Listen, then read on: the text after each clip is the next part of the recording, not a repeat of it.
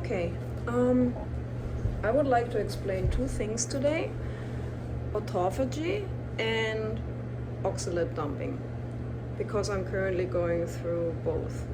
So after the premiere series, towards the last week of October, I actually went to the doctor and I found out that I might need surgery for this shoulder, but that's not true. She thinks it's a labrum tear. Could possibly be a bicep tendon tear too, we don't know. So I thought I might actually be able to avoid surgery, and this is what a lot of people don't know: your body can heal itself through autophagy. But to get to autophagy, you would have to do a fast. This is not for weight loss, it's purely for autophagy. So I started my first fast October 30th, and I wanted it to be 3 days, but it ended up being 7 days till November 6th. My second fast I'm currently in, I started November 17th, and I want to stop it Saturday, which would be 5 days. So on day one, a lot of people don't know what happens. You lose glycogen because you don't consume any more sugar. With the glycogen, you lose water because each glycogen has 3 waters. So at first you might lose 1 to 3 pounds. Your insulin goes down, which means you will burn more fat. Growth is turned off and the repair is turned on.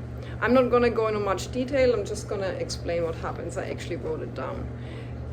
More detail would take longer, and I don't have that much storage on my phone. So day 2, you go into ketosis, which means your brain power increases, you have less hunger, and you start autophagy, which means your body takes all the junk that it doesn't need and it recycles it. Like, it takes old cells out of your body and it builds new cells with that.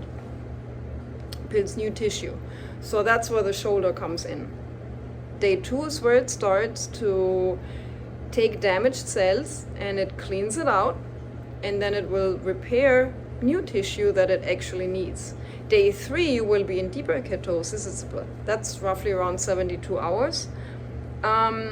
Something like BDNF is activated, which means this is called brain-derived neurotrophic factor, which helps support to make new brain cells, basically.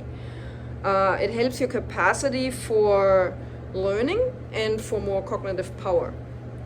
Your immune system completely recycles itself, and your gut lining gets completely replaced. At this point in your autophagy, your body will also start eating old cancer cells. So we all have it in our body. The question is, does it get activated or not? Well, at this point, your cells will eat the old cancer cells. So this is actually a good protection for that. Day 4, your autophagy is literally on fire. I'm not quite there yet. Your cells go after the cancer cells. It also goes after microbes, old tissue, damaged tissue, and plaques in your brain. Your inflammation drops and your hunger is completely gone. Fat burning is at its maximum capacity, and your hormone system becomes more sensitive, so now that also starts working better. Insulin drops even more, your microbes are starting to become more diverse, and your body will actually make antioxidants. Yes, you cannot only get that from food, your body makes it. Day 5, all of the benefits that I mentioned from day 1 through day 4 are gonna be extended. And this is interesting. Your genes are gonna be turned on, and they would never be turned on if you would not go on that fast. That majorly happens through refeeding. That means you introduce food again. So those genes are protective against DNA damage. They protect your mitochondria and your neurons. So if you never fast, you would never get that protection. In essence, there is no better way to create bigger health than doing a fast. And your body will actually heal itself through that. So I might actually be able to ditch a bullet and not get surgery. The plan is to do 3 more fasts, 5 days, My first procedure is November 18th, and at that point I'm hoping they find nothing. Of course, we don't know that. Today I had physical therapy. This is my second week, and the physical therapist is actually severely surprised by how much I've improved. Today I'm cleared to try deadhang with extended arms on a bar, like without protecting my shoulders by pulling them up, but very carefully to see if it still pinches or causes a sharp pain. But he said he would have never thought that I'm gonna be there in my second week already. So this is a crazy improvement. I credit this to the fasts.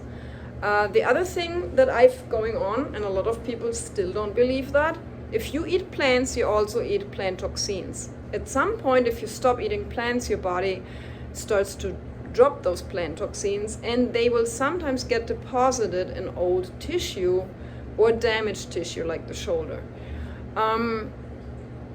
Today, after the PT, my shoulder started hurting, and I'm thinking, this is strange, hasn't done it throughout the other PT days that I did at home. So I'm like, I might be oxalate dumping. The only thing that stops oxalate dumping is if you eat or drink something with a plant. Well, now I'm in a fast, so I can't eat anything. However, I can drink tea, which doesn't interrupt the fast, but the tea will give me oxalates, which will stop the oxalate dumping. The only way to know if my shoulder is oxalate dumping is to test this by eating or drinking oxalates. Okay, so I drank a cup of tea, 3 minutes later, pain completely gone. Yes, I'm actually oxalate dumping. For those people who still don't believe that, it is 100% oxalate dumping, which comes from eating plants.